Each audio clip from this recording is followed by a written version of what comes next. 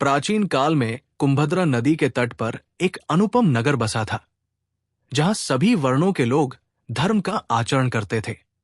वहां आत्मदेव नामक एक तेजस्वी, वेदों के ज्ञाता ब्राह्मण रहते थे, जो उदार हृदय वाले और सत्कर्म करने वाले थे। उनकी पत्नी का नाम धुंधुली था। वो सुंदरी और कुलीन थी, पर उसका स्वभाव लड़ाकू, क्रूर, बकवादी और झगड़ालू था। घर में धन संपत्ति की कोई कमी नहीं थी, पर कलह और अशांति के कारण कोई सुख नहीं था, जिसे आत्मदेव बड़ा नरक मानते थे। धीरे धीरे उनकी अवस्था ढल गई और कोई संतान नहीं हुई, जिससे आत्मदेव बड़े चिंतातुर हुए कि उनका पिंडदान कौन करेगा। निराश होकर उन्होंने जंगल में जाकर अपने प्राण त्यागने का विचार किया। जंगल में उनकी मुलाकात एक सन्यासी महात्मा से हुई, जिन्होंने उनकी चिंता का कारण पूछा। आत्मदेव ने संतान योग न होने का दुख बताया, तो महात्मा ने अपनी दिव्य दृष्टि से देखकर कहा कि 7 जन्मों तक उनके भाग्य में संतान नहीं है और उन्हें पुत्रमोह छोड़कर भजन करने की सलाह दी। आत्मदेव के अत्यधिक आग्रह पर सन्यासी जी ने तपोबल से एक फल प्रकट किया। उन्होंने कहा कि पत्नी ये फल 1 साल तक सत्य, शौच, दया, दान और ब्रह्मचर्य का पालन करते हुए खाएगी, तो महाज्ञानी महात्मा पुत्र पैदा होगा। आत्मदेव फल लेकर आए और धुंधुली को नियम बताए, पर क्रूर स्वभाव की धुंधुली ने नियमों के पालन और गर्भ के कष्ट से बचने के लिए फल नहीं खाया। उसने अपनी बहन को बुलाया और योजना बनाई। बहन ने कहा कि वह अपने पति से धन लेकर गर्भवती होने का नाटक करे। धुंधुली ने फल को गाय को खिला दिया। जब धुंधुली की बहन को पुत्र हुआ, तो उसने उस पुत्र को धुंधुली के यहां पहुंचा दिया। आत्मदेव बहुत प्रसन्न हुए और बालक के जात कर्म संस्कार कराए। धुंधुली ने बहाना बनाकर अपनी बहन को ही बच्चे के पालन पोषण के लिए बुला लिया। 3 महीने बाद वो गाय, जिसे फल खिलाया गया था, ने एक मनुष्याकार, दिव्य, सुंदर बालक को जन्म दिया, जिसके केवल कान गाय के समान थे। आत्मदेव ने उस बालक का नाम गोकर्ण रखा।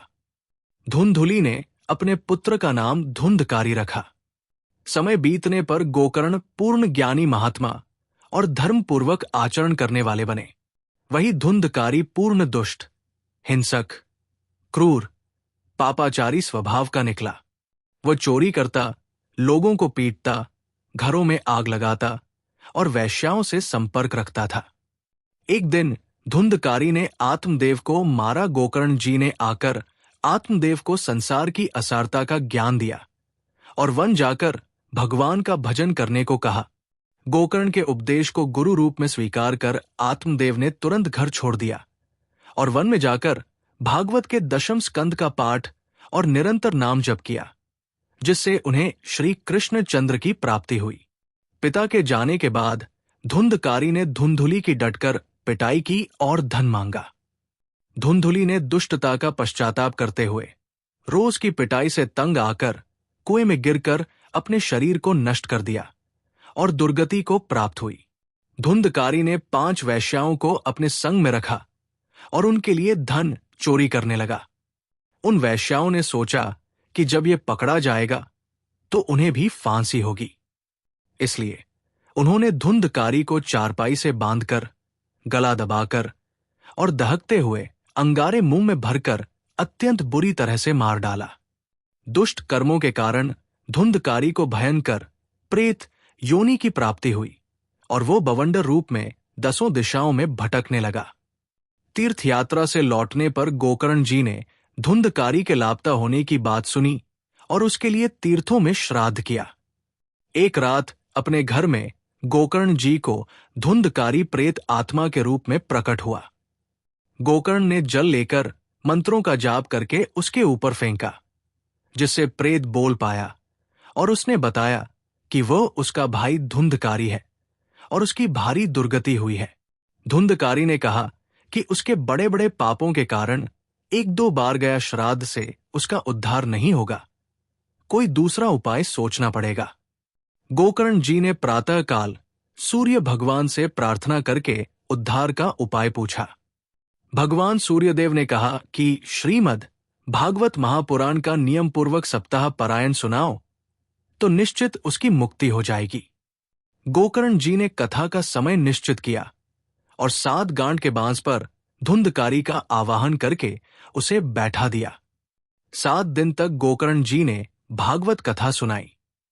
पहले दिन कथा के विश्राम पर बांस की एक गांठ फट गई। 7 दिनों में 7 गांठें फट गई। धुंधकारी परम पवित्र दिव्य रूप भगवत पार्षद रूप धारण करके प्रकट हो गया।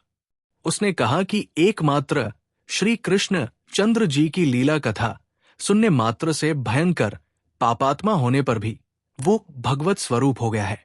एक दिव्य विमान आया और धुंधकारी उस पर चढ़कर भगवत धाम को जाने लगा। गोकर्ण जी ने विमान रोककर पूछा कि कथा तो सबने सुनी, पर केवल धुंधकारी ही क्यों जा रहा है? भगवत पार्षदों ने कहा कि सुनाने में कोई भेद नहीं था, पर सुनने में भेद हो गया है। धुंधकारी ने उपवास करके रात दिन कथा का चिंतन और मनन किया, जबकि बाकी श्रोताओं ने केवल कथा सुनी। गोकर्ण जी के आग्रह पर सावन के महीने में फिर से अनुष्ठान किया गया। इस बार सभी श्रोताओं ने उपवास और अल्पाहार करके कथा सुनी और मनन किया।